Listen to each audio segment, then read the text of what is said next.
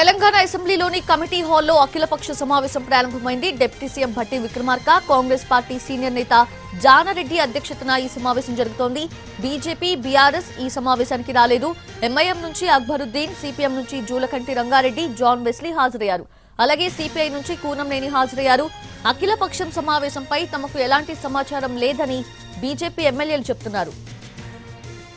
Delimitation పై అఖిలపక్ష సమావేశంలో చర్చిస్తూ ఉన్నారు. జనాభా ప్రాతిపదికన నియోజకవర్గాల పునర్విభజన జరిగితే తెలంగాణతో పాటు దక్షిణాది రాష్ట్రాలకు నష్టం జరుగుతుందని కాంగ్రెస్ భావిస్తోంది. డీలిమిటేషన్ ని తమిళనాడు సీఎం స్టాలిన్ కూడా వ్యతిరేకిస్తున్నారు. ఈ నెల 22న చెన్నైలో జేఏసీ సమావేశం ఏర్పాటు చేసి దక్షిణాది రాష్ట్రాల్లోని పార్టీలకు ఆహ్వానం పంపారు.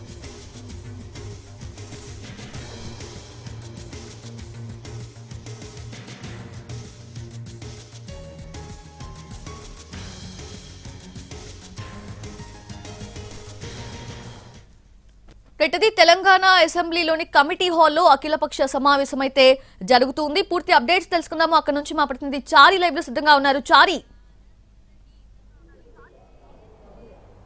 కొద్దిసేపు క్రితమే అసెంబ్లీ కమిటీ హాల్ 1లో ఈ సమావేశం ప్రారంభమైంది. నియోజకవర్గాల పునర్విభజనకు సంబంధించి దక్షిణాది రాష్ట్రాలకు అన్యాయం జరుగుతుందనేటువంటి నినాదం అన్ని రాష్ట్రాల్లో వచ్చినటువంటి నేపథ్యంలో దీనికి తెలంగాణ నుంచి ఎలాంటి కార్యాచరణ తీసుకోవాలనేటువంటి అంశం మీద ప్రభుత్వం అఖిలపక్ష సమావేశాన్ని ఏర్పాటు చేసింది. ఈ అఖిలపక్ష సమావేశానికి అన్ని పార్టీలకు లేఖలు రాశారు. అన్ని పార్టీల నాయకులకు కూడా దీనికి సంబంధించినటువంటి సమాచారాన్ని అందించారు. ప్రస్తుతం deputy CM Bhatti Vikramarka, senior Congress నేత జానారెడ్డి అధ్యక్షతన ఈ సమావేశం ప్రారంభమైంది. ఈ సమావేశానికి ఎంఐఎం నుంచి అక్బరుద్దీన్, సిపిఐ పార్టీ నుంచి కూనంనేని సాంబశివరావు, అలాగే సిపిఎం పార్టీ నుంచి మాజీ ఎమ్మెల్యే జూలకంటి రంగారెడ్డి, అలాగే పార్టీ రాష్ట్ర కార్యదర్శి జాన్ వెస్లీ హాజరయ్యారు.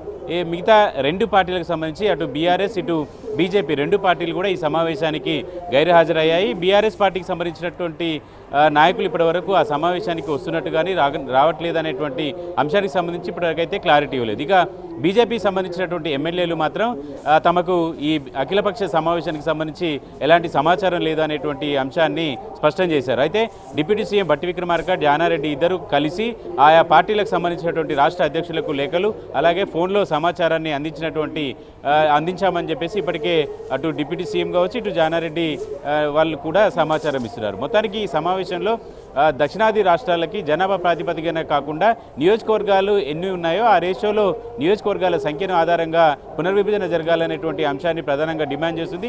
ఇందుకు సంబంధించినటువంటి కార్యాచరణను కేంద్రం మీద ఒత్తిడి చేసేటువంటి దక్షిణాది రాష్ట్రాల కార్యాచరణలో ఎలా పార్టిసిపేట్ చేయాలి, ఆ కార్యాచరణ ఎలా ఉండాలనే దానికి సంబంధించినటువంటి అంశాలన్నింటి మీద కూడా ఈ సమావేశంలో ప్రస్తుతం చర్చ జరుగుతుంది.